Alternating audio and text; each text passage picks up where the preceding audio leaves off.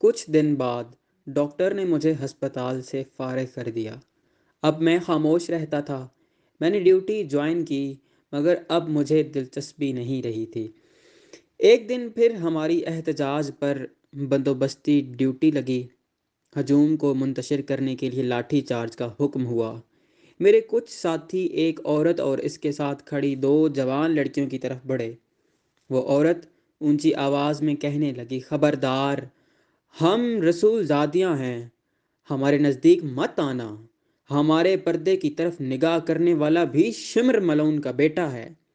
پھر وہ اونچی آواز میں بین کر کے رونے لگیں اور کہنے لگیں، یا رسول اللہ، یا رسول اللہ صلی اللہ علیہ وآلہ وسلم، اپنی بیٹیوں کی مدد کیجیے۔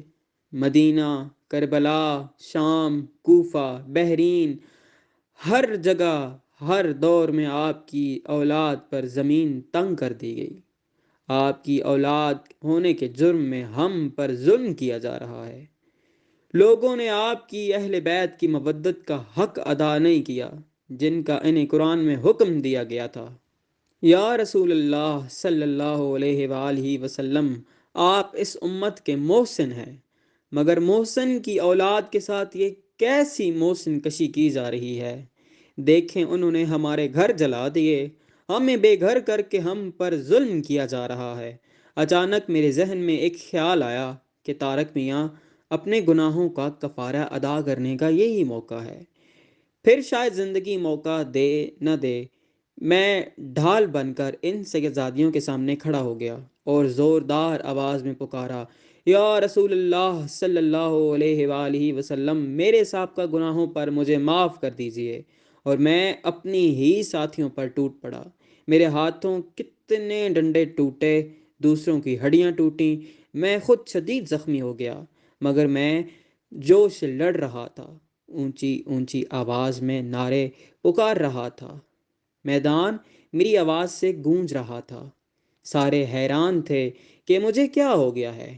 عوام میں سے بھی لوگ پولیس پر ٹوٹ پڑے۔ اس دن مجمع کی بجائے پولیس کو منتشر ہونا پڑا۔ میں شدید زخمی ہو چکا تھا۔ جب مجھے ہوش آیا تو میں ہسپتال میں تھا۔ میں گرفتار ہو چکا تھا۔ جب میں تندرست ہوا تو مجھ پر مقدمہ چلایا گیا۔ اس معاملے میں یہ عرب شیخ معاف نہیں کرتے تھے، مگر نہ جانے کیا ہوا کہ مجھے صرف نوکری سے نکال کر ہمیشہ ہمیشہ کے لیے بحرین سے ڈیپورٹ کر دیا گیا۔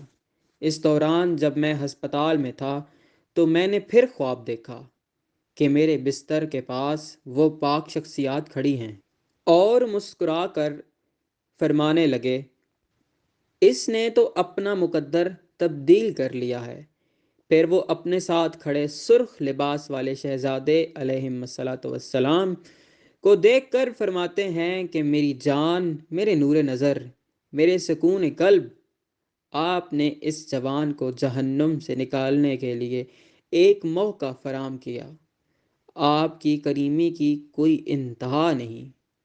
وہ مسکرا کر فرماتے ہیں، پیارے نانا جان صلی اللہ علیہ وآلہ وسلم، ہماری لاکھوں زندگیاں آپ پر قربان ہوں۔ اس کی روح ازل سے پاک تھی اور ہمیشہ ہمارے ساتھ تھی، بس یہ غلط جگہ پھنسا ہوا تھا۔ پھر وہ میری طرف دیکھ کر مسکراتے ہیں اور فرماتے ہیں، تم نے ہماری بیٹیوں کی حفاظت کی، اس لیے ہم تمہارا شکریہ ادا کرنے کے لیے یہاں تشریف لائے ہیں اور تمہارے سارے سابقہ جرائم معاف فرما دیے ہیں۔ ہم چاہتے ہیں کہ ایک دفعہ تم کربلا آ کر ہمارے مہمان بنو۔ میں نے سر تسلیم خم کر لیا۔ میری آنکھ کھل گئی۔ میں یہاں سے سعودی عرب گیا۔ مسجد نبوی میں آقا صلی اللہ علیہ وآلہ وسلم اور جنت البقیع میں جنت کے سردار پاک شہزادے علیہ الصلاۃ والسلام کی زیارت کی اور پھر اپنے وطن پہنچا۔ گھر والے سخت ناراض تھے، مگر مجھے پرواہ نہیں تھی۔ میں سعادت عظیم کو پا چکا تھا۔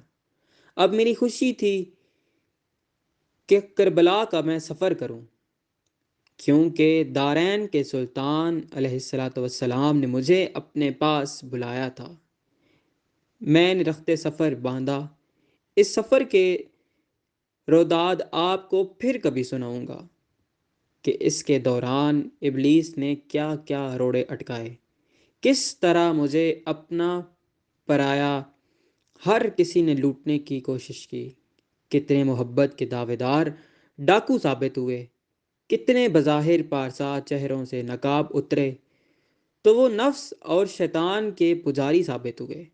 آپ کو میری کہانی سے کچھ سبق حاصل ہو تو دعا کر دیجیے گا کہ دنیا پر حقیقی نظام مصطفیٰ قائم کرنے والی ذات امام مہدی علیہ السلام جلد تشریف فرما ہو تاکہ حق کا بول بالا ہو۔ آمین یا رب العالمین۔ عباس حمدانی۔ اور آخر میں شکریہ ادا کروں گا سید عباس حمدانی کا کہ جنہوں نے اتنی پیاری یہ سٹوری لکھی۔ اللہ حافظ۔